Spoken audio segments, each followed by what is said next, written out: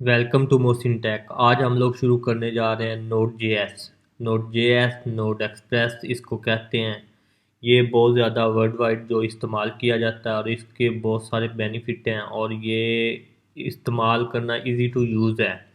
तो node JS होता क्या है, ये हमारा सबसे पहला छोटा सा इसका इंट्रोडक्शन होगा। और मैं आपको एक चीज़ आपको ज़हन में बिठाए देता हूँ कि अगर आप ये मेरा कोर्स करते हैं तो आपको इसमें बेसिक से लेके एडवांस सीखने को मिलेगा और इसमें मैं ये हर चीज़ को भरपूर जो जितनी मेरी कोशिश होगी कि मैं उसको डिटेल में करके आपको समझाने की कोशिश करूँ।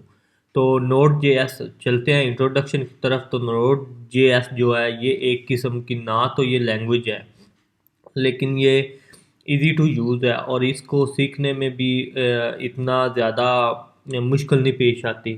नोड जेएस बेसिकली एक लैंग्वेज नहीं है, ये एक लैंग्वेज के तौर पे इसको कह सकते हैं, लेकिन ये लैंग्वेज नहीं है। ये एक हमारे पास सर्वर इन्वायरमेंट होता है। ये इन्वायरमेंट क्या होता है कि ये हमारा एक डेटाबेस होता है जो कि हमारा कोड पड़ा होता है, चाहे वो आपके लैपटॉप में पड़ा हो, लोकल पड़ा हो। लैपटॉप में अगर हो तो उसे लोकल कहते हैं, अगर वो इंटरनेट पे पड़ा हो तो उसे इंटरनेट पे कहते हैं कि वो इंटरनेट पे हमारा डेटा पड़ा हुआ है। तो हम लोग इसको वहाँ से डेटा को एक्सेस करने के लिए इस्तेमाल करते हैं और इसको अपने सर्वर साइड और क्लाइंट साइड पे इसको इंटरेक्शन करने के लिए तलक बनाने के लिए करने के लिए इस्तेमाल किया जाता है नोड जेएस को। तो मैं आपको ये भी बता देता हूँ कि ये इसका जो हमारा कोड होता है नोड जेएस का वो सिमिलर होता है जावास्क्रिप्ट से, लेकिन वो सेम जावास्क्रिप्ट नहीं होता, लेकिन जावास्क्रिप्ट टाइप ही होता है। इसलिए आपको पहले जावास्क्रिप्ट का जो कि वो काफ़ी नॉलेज होना चाहिए।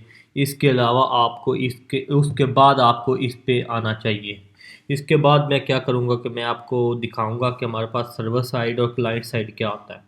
तो आप यहाँ पे देखेंगे कि क्लाइंट साइड में हमारे पास तीन लैंग्वेज होती हैं बेसिकली। एक होती है HTML, एक होती है CSS और एक होती है जावास्क्रिप्ट।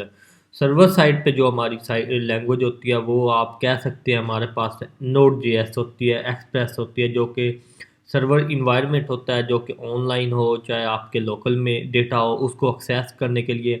और हमारे फ्रंट एंड ये बैकएंड से बेसिकल नोड जेएस जो है वो बैकएंड में काम करता है। सिंपल अल्फाज में अगर मैं आपको समझाने की कोशिश करूँ तो यहाँ से बैकएंड से ये डेटा उठाएगा और फ्रंट एंड को इसकी एक्सेस देगा। तो इस तरह आप यानी HTML CSS और जावास्क्रिप्ट को इस्तेमाल करके यहाँ पे नोड जेएस के साथ मोंगोडीबी आपका डेटाबेस हो सकता है, या फिर आपका डेटाबेस माईसीक्वल में और बहुत सारे हैं उनमें हो सकता है। तो इस तरह आप लोग इसको इस्तेमाल करते हैं। तो ये बिल्कुल इजी टू यूज़ है। और हमारे पास जो नोड जेएस होता है वो ओपन सोर्स होता है, फ्री होता है यूज़ करने में। और क्रोम इसको नोड जेएस को यूज़ करने को के लिए अलाउ करता है। तो अगर आपको फर्दर मेरे इस ट्यूटोरियल के बाद आपको अगर इंफॉर्मेशन चाहिए हो तो आप इसकी यहाँ पे डॉक्यूमेंटेशन में आ सकते हैं, गाइड्स पे आ सकते हैं। तो यहाँ से आपको बहुत कुछ सीखने को मिलेगा। इसके बाद अगर आपको नोड जेएस इंस्टॉल करना है तो आपने क्या करना है कि आपने सबसे पहले यहाँ पे लिखना है node JS org।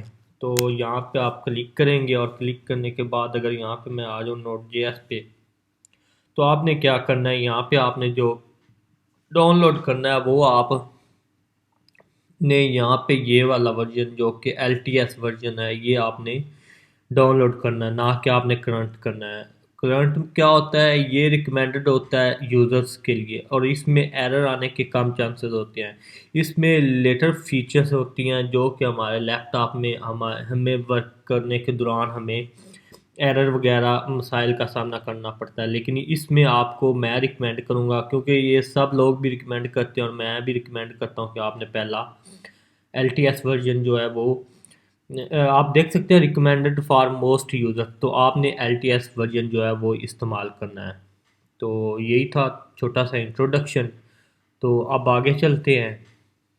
Thanks for watching, please subscribe this channel, share, like and ask comment.